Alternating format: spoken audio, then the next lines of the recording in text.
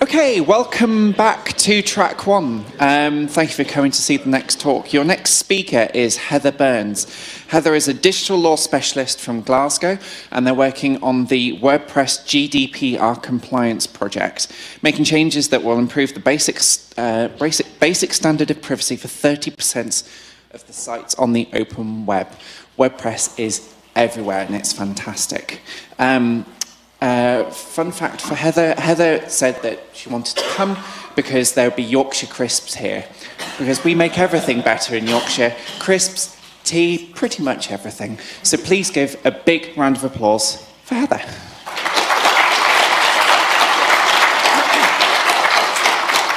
Hi, can everyone hear me okay? Great. So thank you so much, Katie, for the warm introduction, and to all the organizers for bringing me down from Glasgow to talk to you this morning about privacy by design, developing for data protection. What I'm going to aim to teach you this morning is how to think proactively about developing for privacy and data protection, how to adopt protective workflows and business practices, how to understand that privacy and user protection are everyone's responsibility, and that includes you as developers on the code level. And hopefully I'm going to empower you to know what to do if you are ever asked to do something or confronted with evidence that you are working on something that could actually put people at risk. As Katie said, I'm a digital law specialist. I work with digital agencies and businesses on a range of legal compliance issues, which, out of mere practicality, for the past 2 years, I have been working pretty intensively on GDPR and online privacy. But I need to thank this man from the bottom of my heart. Because I have been busting my backside for so many years, and in the space of a few months, this man comes along and gets more to get people thinking about privacy and development and data protection than any amount of babbling or blog posting I have done for years. So seriously, dude, thank you. I will advise you that I am not a lawyer and that none of what we're going to speak about today should be taken as legal advice. However, you do not have to be a lawyer to do data protection, and don't let anybody tell you otherwise. So, on a very practical level, why am I here? I'm here because, as you're probably aware, the data protection and privacy landscape that we all work in as developers, as business owners, as coders, is changing. And it's changing centered around the European privacy overhaul. And this comes in two parts. The first part you're probably all familiar with, if not drowning in it at this point in your work, which is GDPR. This is the General Data Protection Regulation. This is the European umbrella regulation dealing with all forms of data protection for all of Europe, regardless of your business's size, regardless of your business's sector, regardless of what you're doing with data. This piece of legislation replaces the Data Protection Directive of 1995, which is the existing piece of legislation. It's always remarkable to me to think that everything we have ever done online in the internet, full stop, has been with a 23-year-old piece of data protection legislation, which was fairly robust. It did a pretty remarkable job, all things considered. But clearly, a privacy law from the era of floppy disks and dial-up internet was no longer fit for purpose, and it needed a revamp anyway. The way that the European legislation was implemented into our domestic legislation was the Data Protection Act of 1998. So when you hear people say Data Protection Act, this is actually what they're referring to, the 1995 framework. GDPR keeps everything that already existed. That's the first thing you need to understand. Very little of what we're dealing with in GDPR is new. What it does is it takes those original principles, modernizes them, strengthens them, clarifies them, just brings them up to speed with the way we actually do things now. Now, GDPR deals with the ways we handle data at rest. Your data collection, your data usage, and your data retention. But what many people don't realize is that GDPR is only half of the European privacy overhaul. The other half is a piece of legislation called the e-Privacy Directive. Now, that was supposed to be finished by now to go live on the 25th of May, along with GDPR. However, it is still stuck in committee processes in the European Union bureaucracy. The latest rumor I've heard is that they're saying it might be finalized late autumn, early winter. That's just the gossip I've heard, which would mean it might, with the best will in the world, go live next year. So we have this slightly uncomfortable transition period where we have the new GDPR and the old e-privacy directive. This would also replace an outdated piece of legislation, which was the e-privacy directive of 2002. We know it in the UK as PECR 2003, much amended to include what we came to know as the cookie law, somewhat incorrectly. But when you hear people talking about the cookie law, this is what they're talking about, the e-privacy directive. And before you all start complaining, the cookie law is being changed, and all those pop-ups are going to go, but we'll get to that later. So the cookie, do you see what I just did there? The e-privacy directive deals with data in transit, which is your cookies, your telemetry, your advertising beacons, your marketing consent. I always explain it to people that these two pieces of legislation sort of wind together as a double helix. We don't know what the final form of the e-privacy directive is going to look like, but we're pretty sure that the parts that are still being contested over actually aren't very little to deal with that. So we kind of know where it's going to go, and we can kind of start building for that, with the caveat that it's a fool's errand to build a plan around something that's not done yet. So when we talk about data protection, what do we mean by that? What data falls under data protection? The European Data Protection Framework deals with personal data, and that is any piece of information relating to an identified or an identifiable person. It can be one piece of information, or it can be multiple pieces of information combined into a data record. So someone's name and email address, that's a personal data record. A user's account on your app, that is a data record. Beyond personal data, there's also something called sensitive personal data, and that is defined as any information about racial or ethnic origin, political opinions, religious or philosophical beliefs, trade union membership, health data, sex life or sexual orientation, and past or spent criminal convictions. To use the real-life examples, it's always the best, and you probably heard in the past month about 2 different controversies over the app Grindr, leaking location data and HIV status. I mean, that is the perfect example of why sensitive data is sensitive data and why it needs to be protected above and beyond the already stringent guidelines for personal data. So those definitions of personal data have been with us for 23 years, but GDPR expands the definition to include a few new things which really didn't exist back then. They include genetic data, because I don't know if you've ever used services like Ancestry, but you can actually do a swab and send it to them, and they encode your DNA and upload it to a genealogy site, which is terrifying to me. Biometric data, that's your things like facial recognition, if you do fingerprint logins on your phone, anything like that. And online identifiers, and this is important for you as developers.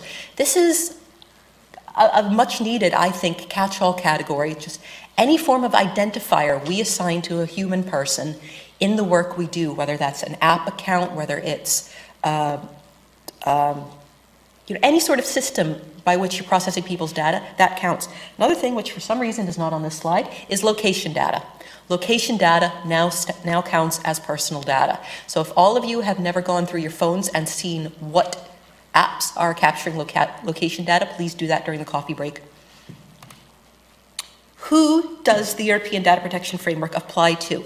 It pertains to all data collected and processed and retained about persons within the European Union.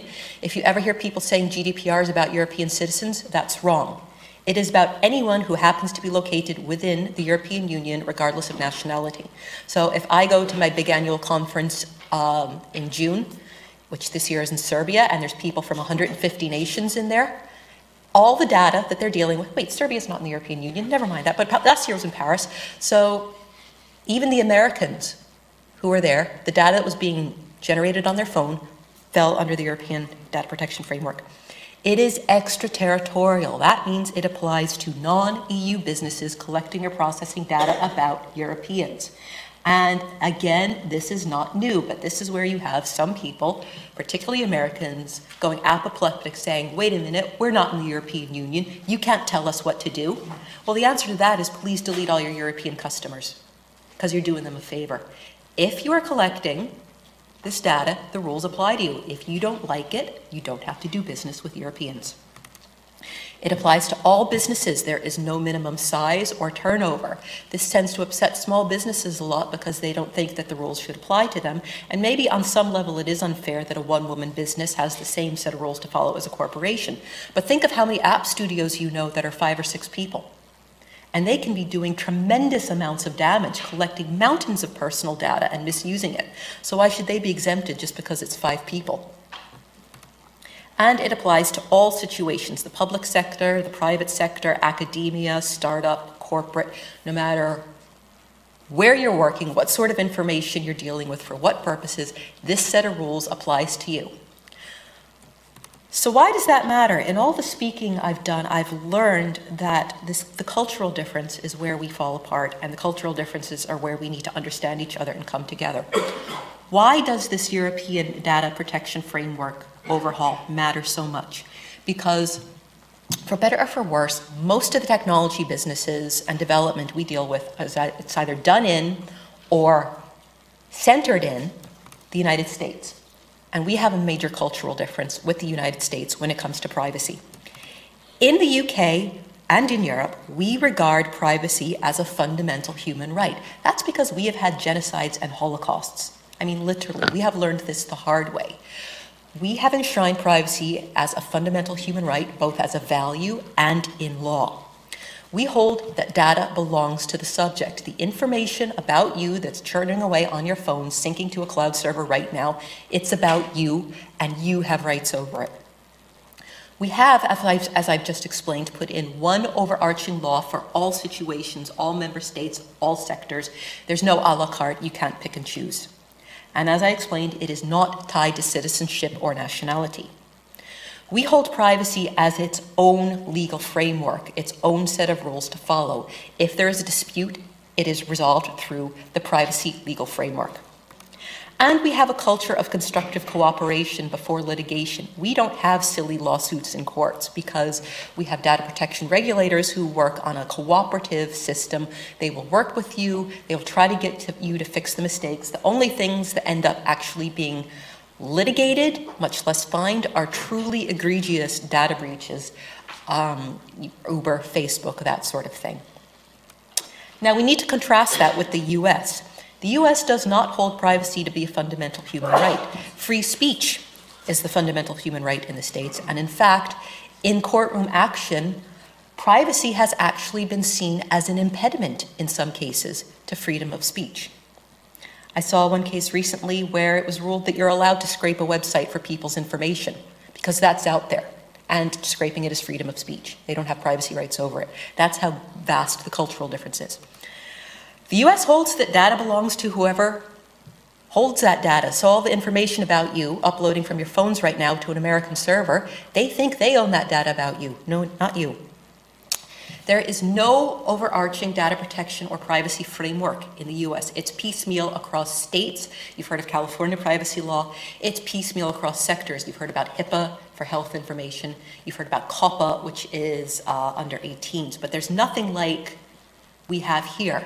And if you were watching the Zuck hearings 2 days this week with snacks, I loved the contrast of all the senators going through the political theater of praising Zuck for his good old hardscrabble American entrepreneurialism and then asking, why aren't you following European privacy rules?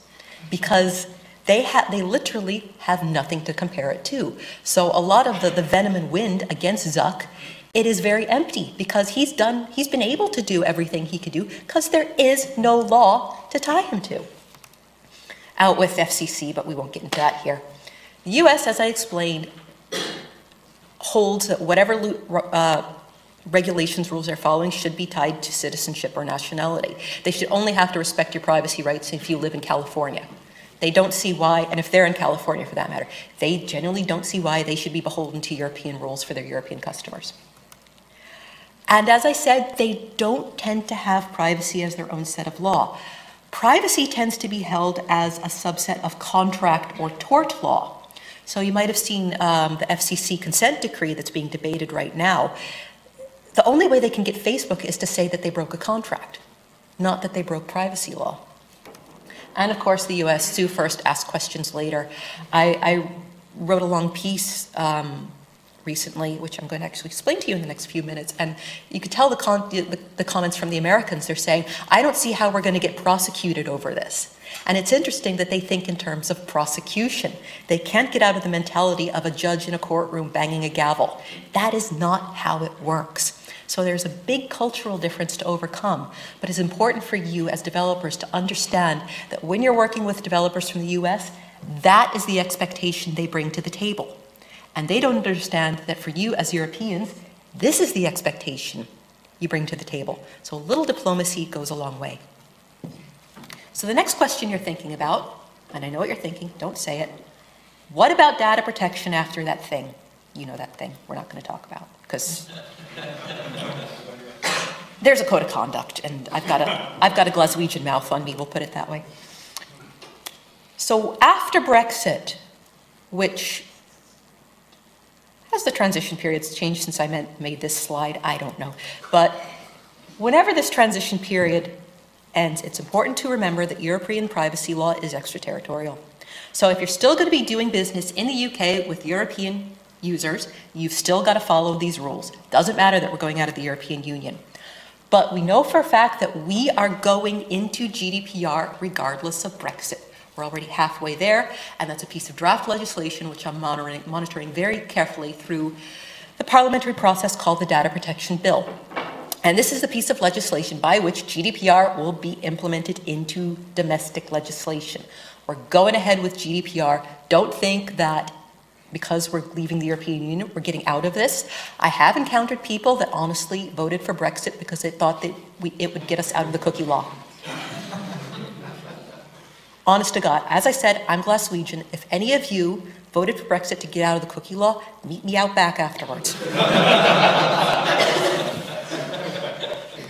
So what happens after the divorce, whenever that period ends? We don't know.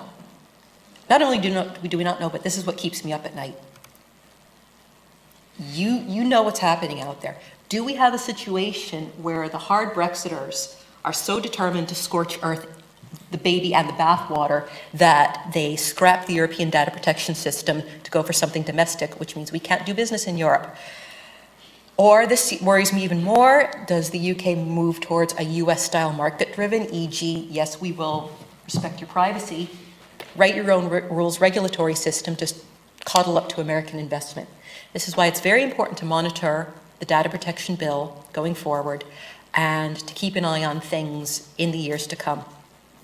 But what I need you to do as developers when you get back to work Monday is prepare for the European privacy overhaul as if Brexit was never happening. And once you're there, do not budge, because we cannot guarantee that anything that we will be living with down the road outside of Europe will be any better than what we're living with, warts and all, within it. So what did you come here for? You came to learn how this privacy overhaul is going to change your development workflow. It's going to change roughly two areas. One is how you work, your processes as a business, whether you're an employee or a business owner. And it is going to change how you develop on the code level. And I'd remind you what I said at the beginning, that very little of this is new. At the speaker's dinner yesterday, I explained it to someone using the English expression, which I then had to explain to him, which was pulling your socks up. To me, that is what GDPR is about. It's pulling your socks up. It's about tightening up all the ways we've gotten lazy. And that's the hard truth of it. We've gotten sloppy and we've gotten lazy. So GDPR reminds us to pull our socks up, do a little better in how we work and how we develop. It changes how you work in four areas, and don't have to write this all down. I'm going to go through this all for you. The privacy by design framework, privacy impact assessments, your consent mechanisms, on your training and continuous professional development. And it's going to change how you develop on the code level in terms of your technical and security measures, your coding standards, your system design, and your testing and maintenance processes. And I think you're going to be shocked at the end about how easy, in fact, this all is. So let's start with the big one, which is privacy by design. How many of you have heard of privacy by design? Oh dear. That hurts, right? So privacy by design is not a woolly expression. It's actually a framework. It was devised in Canada in the 1990s, and it hasn't aged a day. It's brilliant. It was developed by the then Privacy Commissioner of British Columbia, or was it another Canadian state? I can't recall. And it is so healthy and robust that we're going to be working with it from now on, because it's been incorporated into GDPR as a requirement. It's been there for anyone to use since the 1990s. But this is the meat of the problem in our industry. We self-regulate, and we've had all that time to self-regulate, and any of you could have used this framework all this time, and now they've decided, right, you're not self-regulating the way you should be, we're going to make it a requirement. What you're going to need to do is, if you have data-intensive projects, review them for your existing projects for PBD compliance, and retrofit any changes you need. And you're going to need to develop to PBD going forward. From now on with your new projects, make it your development religion. And I hate to be one of those speakers that says, look what I did, but yeah, I wrote a really freaking long article on it at Smashing Magazine, so just not here, because you're supposed to be listening to me, but in your spare time, as you do, Google Smashing Magazine Privacy by Design, where I've explained the next slide in gratuitous detail. So what does the Privacy by Design framework mean? It has 7 principles. One is that privacy must be proactive, not reactive. It must anticipate privacy issues before they reach the user. So all we're doing right now is retroactive fixes. We're cleaning up mistakes we've made. PBD means don't make silly privacy choices in the first place that mean we have to go and fix them. Privacy also has to be preventive, not remedial. Don't slam the door open after the horse has bolted. Develop in a way so that the data either doesn't leak or isn't collected in the first place. And you do that by making privacy the default setting. The user should not have to take actions to secure their privacy, and consent for data sharing should not be assumed. Example I always use, because they've been horrendous with privacy, is Spotify. For a while, you could only sign up for a Spotify account with a Facebook account. Now they let you do it with just an email login again. But when you set up your account, it was like share to Facebook, switched on. Share to Last.fm, switched on. You had to switch it off. To this day, if you want a private session, you have to go into settings and turn it on every time you fire up Spotify. Things should be off by default. Consent for data sharing should not be assumed. So the days of signing up for service and finding all of your data leaking everywhere are over. The days of consent to this or click here to delete your account, they're over. Privacy needs to be built into design as a core function, not an add-on. No one should have to pay extra or premium for privacy. And no one should have to retrofit fixes on their own because you didn't put them in as default. Privacy must be positive sum. That means there is no trade-off between privacy and security.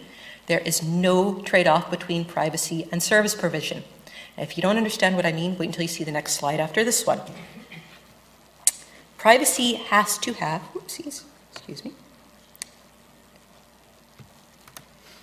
end-to-end life cycle protection. That means data minimization, restrictions on your data retention, and your data deletion. Collect as little data as is possible, keep it for as little time as you need, delete it as soon as you do not need it.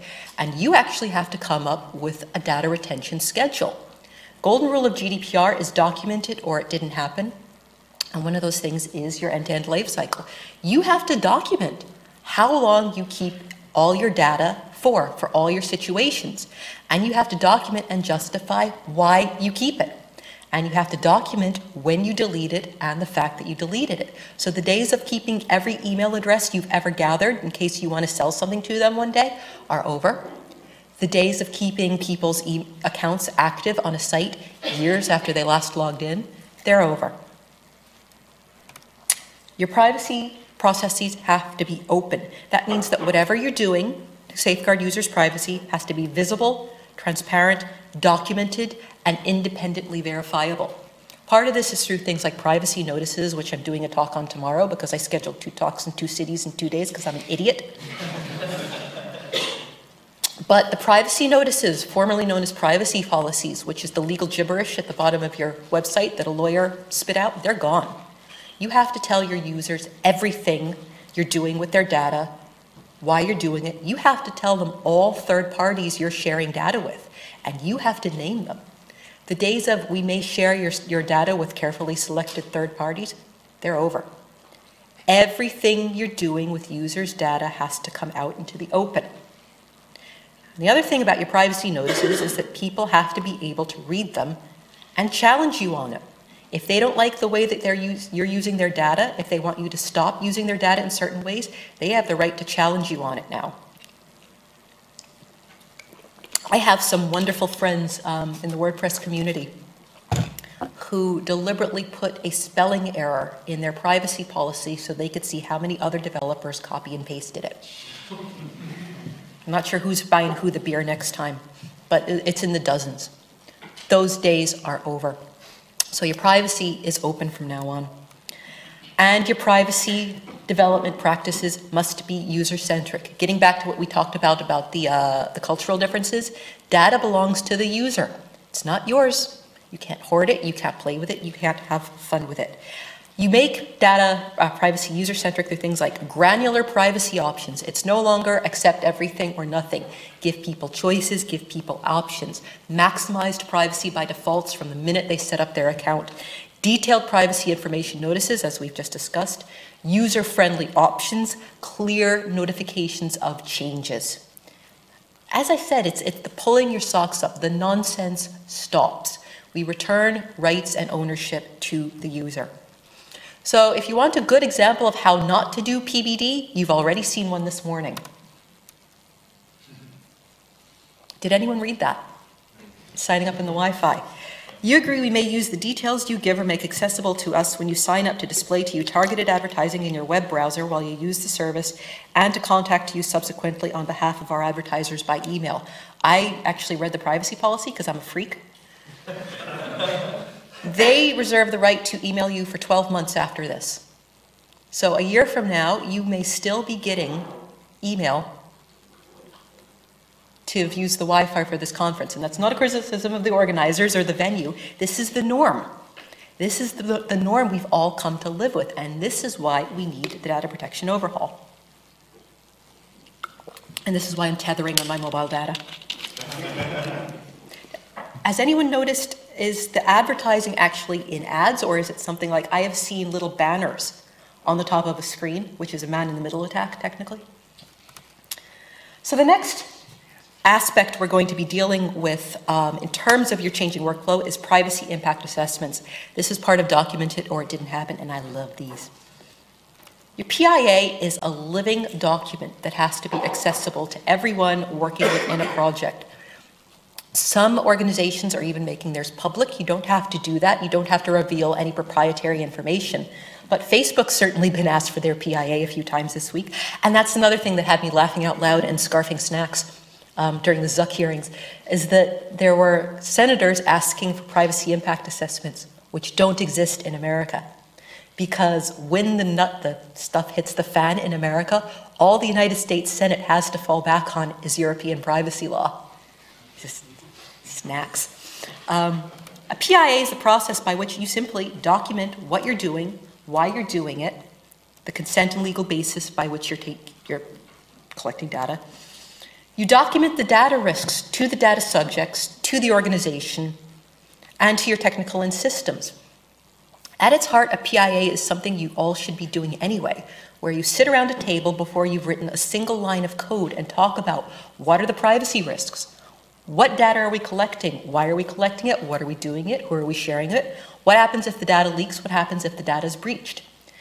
Document it, deal with it so that you never have those problems in the first place. Come back to your PIA every couple of months, make sure it's updated, make sure it's refreshed, and document your risk mitigation. Say, yes, we know our app is collecting gay men's location and HIV status. What are we doing to prevent that data from leaking? I probably scared you a little with that consent and legal basis, because this is a huge thing and there's a lot of misinformation going around about GDPR. Consent mechanisms. Remember that all of the data you collect and use has to be done either through active consent or through a legal basis. You can't just take data because you want it. You have to justify it, and there's a list. I'm not going to get into it. But you have to inform your users of the fact that you're taking data and what rights they have over that data. And you have to give them control of that at any time through things like control panels, user dashboards, granular privacy options. Again, I wish you were coming to my talk tomorrow because I'm talking all about this, but the Information Commissioner's Office, which is the data protection regulator in the UK, they've got brilliant information on what your control panels should look like and how they should work.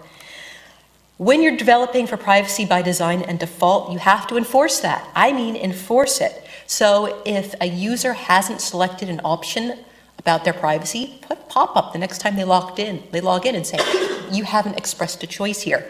Because you can't assume, remember, under GDPR, a lack of action does not mean consent. Clicking a window or a pop-up off no longer equals consent. So remind them to make those choices, but set it on highest privacy by default. If your app, service, whatever, targets minors, hi minor, this is a really good challenge. You have to draft your privacy and consent notices in a way the minor can understand. The Tetris app's privacy policy is 400 pages long. Kids are hot at Tetris, I was. Would I have read a 400-page legally worded privacy policy at the age of 11? No. So all of your minors, operations directors, are going to be roped into testing your privacy policies from now on. Ensure that you have time-stamped documentation of user consent. So you're all getting a lot of emails right now that say, because of the data protection regulation, we just want to check that you still want to be on our mailing list. Click here. You only need to do that if you didn't get consent in the first place.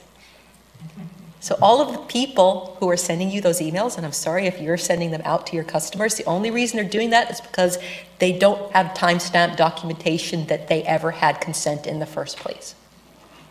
I was talking with an agency last week. They have two mailing lists. One, both through MailChimp. One is the one they use to keep their customers notified of new services, new changes. The other is they basically added everyone who's ever expressed an interest, signed up at a conference, filled out a form on their website to that list for marketing purposes. The first list, that can stay. The second list has got to go.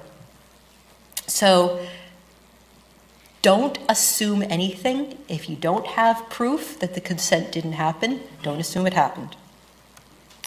Next area of PBD and developing a healthy culture of data protection, and I love this. This kind of goes into our dinner discussion last night. Training and continuous professional development. It's really great that we work in a profession where anyone can become a coder and a developer with little or no training, but it's also our weakest link. So going forward, we need to pull our socks up.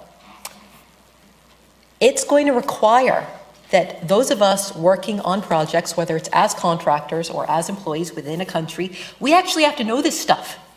And we have to prove we know this stuff. In the event of a privacy concern or a complaint, or God forbid a data breach, European privacy regulator is going to come knocking on your door and they're going to ask for certain documentation because document it or it didn't happen. And one of the things they're going to want to see is documentation that everyone working on this project was knowledgeable and working to the European Data Protection and Privacy Framework. They're going to want to see documentation that if you work in an industry that has sector regulations like health and finance, that all the staff were coding to those rules too. They're going to want to see that everyone is properly trained and knowledgeable on the development frameworks and methodologies that you're using. And they're probably going to see something, they're going to want to see something like this in your training and HR records. And if you've had a data protection regulator knocking on your door and you have no documentation that your staff were required to know anything other than what time lunch breaks were and where the loos were, you got two problems. So I'm actually speaking with a Code Academy in Scotland about maybe getting this on the curriculum, because from now on, you've got to know this stuff. And a little bit of tough love, I've recently said on Twitter, if the first thing you've learned about the European Data Protection and Privacy Framework is from one of my blog posts, what I want you to do is find a better employer. So if you are an employer, get your staff trained up on this one way or the other, and make sure you put it in things like new employee inductions and your new employee or existing employee refreshers. The last, okay, so now we're moving into how GDPR will change the way you actually develop on the code level. You can wake up now. Your technical and security measures, again, documented or it didn't happen. GDPR doesn't prescribe what languages, methodologies, standards, libraries you have to follow. It just requires you to document that and stick to it. Write down what you use, why you use it, what you test, how you test it. What about your international data transfers, whether that's to your own company, whether it's to partners, whether it's to contractors, whether it's third-party providers? Because one of the fundamentals of European data protection law since 1995 is that if you're sending data outside the European Union to a non-European country, the recipient has to certify that they are protecting that data to European standards as if they were there. So you can be letter perfect to the European data protection framework. If you're sending it to a marketing agency in America who wouldn't know privacy or data protection if it slapped them in the face, you got a big problem. Because under the refresh, if there's a concern, the both of you get slapped. The both of you are equally liable for it. So your international data transfers aren't just a matter for your legal department. They are now a matter for technical and security measures. Think of it as a data breach, really. You've got to evaluate your physical access to data. We can all think of times when we have been sat in front of a terminal and given access to information we had no business knowing. Shouldn't have seen it, shouldn't have been given a login. That now becomes a data breach under GDPR. So you might have seen the Carphone warehouse data breach a couple of weeks ago. I think it was late January, early February, but 30 people in the main office sharing one master admin password. It's just, you're in pain over there.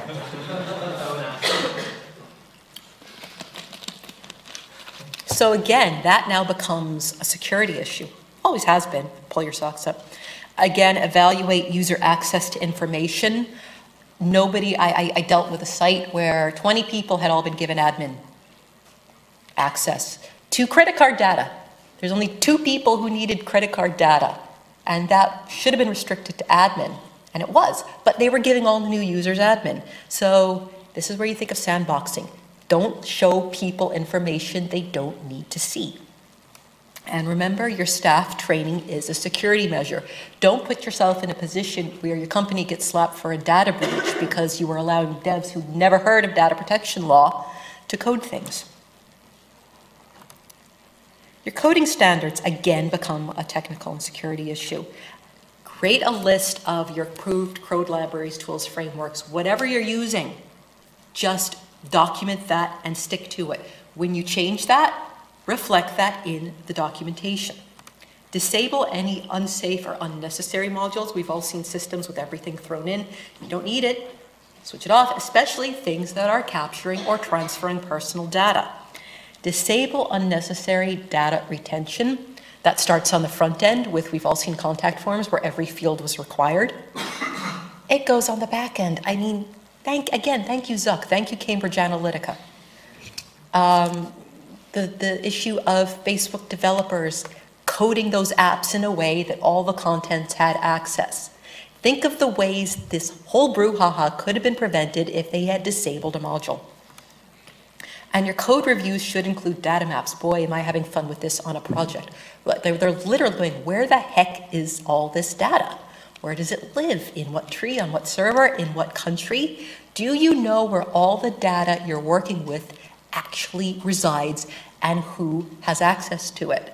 It is amazing that I can't divulge, but there's a lot of data that I'm working with, that people literally don't know where it is and who has access to it. Your system design, again, think privacy by design framework. Design for data minimization, limitation, and deletion. Don't collect data you don't need in the first place. Give people a means to delete their data. One of the user rights under GDPR is the right to have your data deleted and export it. Give people a means to export their data. Give people a means to delete it from your system. You should be deleting old data from your systems anyway. Encrypt all the things in transit and at rest. You'd be surprised. You're pretty hot in here, but you would be surprised. Your data sandboxing, your separation and aggregation. If you're working with complex systems, don't make it so, again, everyone in the company has all the access to all the data. Make it so the end users aren't all given an advanced level admin of access. I had a temp job where I was literally put in off the street onto the NHS database. Oh boy, I got a master class in about 3 hours. Don't show people information they don't need to see by giving them a level of access they don't need, whereas they're seeing information you shouldn't have. Pseudonymization is a big thing, but I think it's a little bit overhyped because you can do it wrong and you can do it badly and you can do it in a way that the user isn't protected at all. So anonymization is actually somewhat of a better option, excuse me. And your design reviews should view your data flows through the eyes of an attacker looking for personal data, looking for information. How would they find this information? Where would they go? What have you got on their system? It could be something stupid. I saw something recently where someone tweeted a screen cap of a hotel chain's loyalty program. And the URL was just, to access it, just the last string was their email address. So she tested it and put in someone else's email address and their record came up. We think of all the advanced stuff, but sometimes we forget those basics. So what's on your systems that doesn't need to be there? Legacy data. How does someone get in? And how do you find it? Well, your testing and maintenance process should look for those edge cases in the data. I've been a walking edge case for the last month. I've learned a lot about data not fitting in nice little places. But again, things like credit card numbers being available to an admin. How would someone who knew what to look for find that on the front end? Classic one that was pointed out to me a few weeks ago is a popular contact form plugin. The upload folder is public by default, so anything put in there is Googleable. So you can you can search for like CVs if you know what you're looking for that people have uploaded to job sites. Now that could have been very easily prevented with one index PHP file in the folder. So think of edge cases and really silly things. Fuzz testing by intentionally triggering errors, see what happens. Penetration testing for data protection by design. How would someone look for the data you shouldn't have collected in the first place? Your security vulnerabilities and upgrades. How about that Drupal thing? Wow. Never seen a security alert include press notes. And your incident logging and your data breach preparation. We can do everything we possibly can to prevent data breaches, but GDPR actually requires you to prepare for them in advance. So how would you do things like alert all your users that their HIV status has been leaked? What would you do about it? How would you change their passwords? How would you communicate? Because, again, when the data protection regulator comes knocking and says, hey, you've just leaked everyone's HIV status, what procedures did you have in place to prevent it? And all you have to say to them is, you have two problems. So I really, really want you to make privacy by design and data protection by default your new development religion. And I want you to go back on Monday and become privacy champions in your workplace. So how are you going to do that? I hope I've encouraged you this morning to maybe change your mindset and the way you look at privacy. You may have come in thinking, oh my God, GDPR, privacy, it's a law. Europe telling us what to do, got to comply with. That's actually not what it's about. Good privacy practice is about doing right by your users. It shouldn't be about comply or get a fine. You may have noticed I haven't mentioned fines once because it's garbage. It's not how it works. It's not about do this because we don't want to get punished. It's about doing it to get it right and make things better. The data you hold is no longer oil. The data you hold is toxic waste. Look at Cambridge Analytica and Zuckerberg. You might think you're probably okay with what you've got in the first place, but can you go to sleep tonight sure about that? If you're not sure, start the dialogue in your workplace. Just ask the questions, and I'll give you a link to the questions. Just rip everything up. Comply from scratch. It's a positive business process. You'd be amazed how many people have never asked, what data do we have? Where is it? Why do we keep it? What about the backups? What about the archives? What about the cloud storage? Is this even legal? It could be the healthiest business process you do this year. And last thing I hear a lot is, oh, we don't have a legal department. Can't do this without lawyers. No, there are no lawyers required for GDPR. Are there any lawyers in here? Good. You don't need lawyers. They're clueless. I've got lawyers asking me what to do.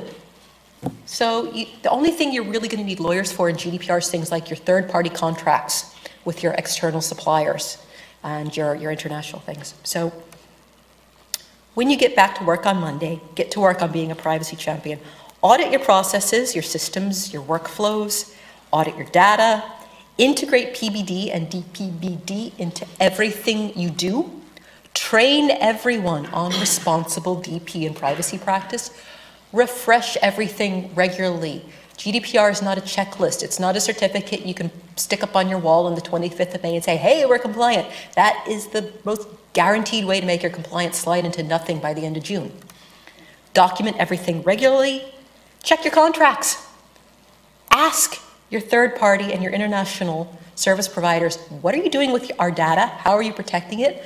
And if they either can't give you the answers they need, or they give you some sort of libertarian tantrum saying, we're Americans, we don't have to protect your data, find a new supplier.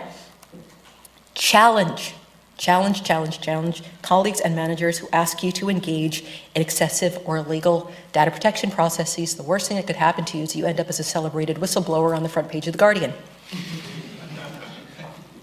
This is something I'm encouraging a lot of the digital agencies I'm working with. Make privacy your selling point. Sell it. Embrace the fact that you care about people's privacy, that you're not just interested in fixing people's mistakes and saving their backsides from data breaches. You're going to prevent them from ever happening in the first place. Keep up. This landscape is always changing. The data protection bill, Brexit, the e-privacy directive. You've got to become news junkies, basically, and keep up with all these changing US, EU data protection developments. And the legal frameworks I've discussed should be your starting point, not the end. It's about culture. It's about respect. It's not about law, comply. It's about the ways you do things. So thank you all so much for staying awake. If you want to keep up with me, I tweet a lot of rubbish at Web Dev Law. Some previous resources I've written on GDPR are at webdev/data protection. I have a separate blog, which probably needs an update, where I am tracking all digital policy issues pertaining to digital legislation from the EU and the UK through Brexit at afterbrexit.tech. And pretty much everything I've just explained to you is in a Smashing Magazine article that shipped last month and was very popular, /GDPR for web developers. If you want to hop in a car with me and Jenny and come to London tomorrow, I'm talking about GDPR privacy notices. I'm talking GDPR and analytics, which is a big thing at Belfast. I'm speaking about those cultural differences at Front End United in Utrecht, and I'm doing a 3-hour data protection privacy workshop at WordCamp Europe, which is just how you want to spend a hot summer's day. So thank you all so much for listening.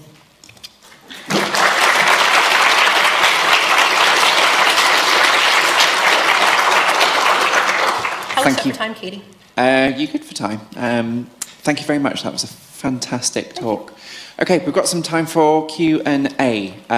If you have a question, please only put your hand up if you have an actual question.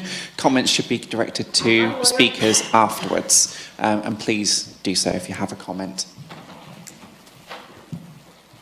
Hi. Hi. A lot of this conversation was regarding European law and American law. What about the emerging Asian markets, like China market, Yeah, India there's a market? Chinese data protection law we all need to keep our eye on.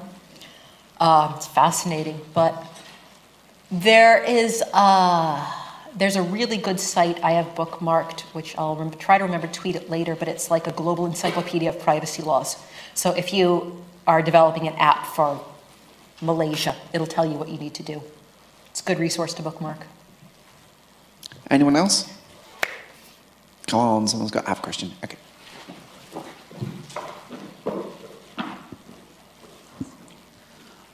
So most of your examples were from social media sites, and I would like to know if you have any suggestions in terms of e-commerce, especially for data minimization, because usually you have to collect all the stuff and keep all the stuff. Well, yeah, that's a very important point. You don't have to delete data that you have to keep for another legal purpose. So, for example, you've got to keep things for tax records and auditing. The right to be forgotten is not the right to fly under the radar. We'd all love to phone up our credit card companies and say, delete my records. That's not how it works. There's also issues of things like, what if there's some sort of criminal activity that the police come and need to see someone's user records? Those you need to handle on an individual basis.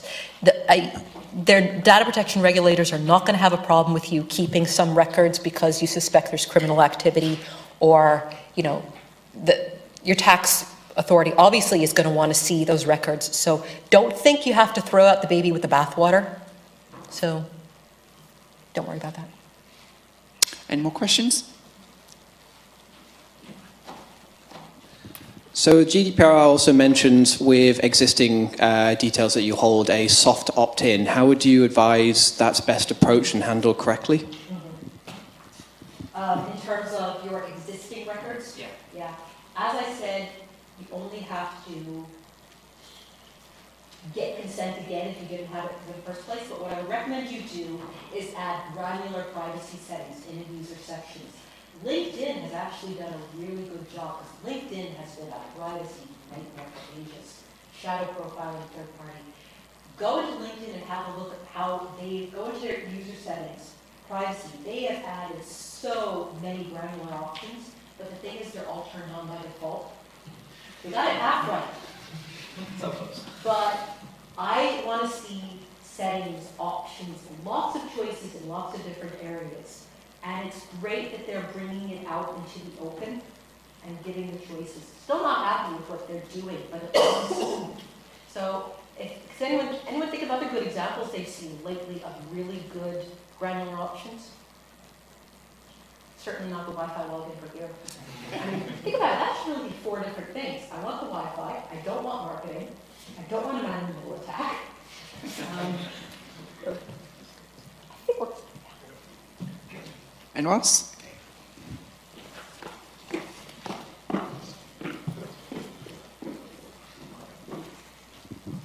So you talk about it applying to non-EU entities. Obviously, within the EU, they have the regulatory teeth to be able to do something about that. For a non-EU agency, how do they intend to enforce that? So it's through a user complaint.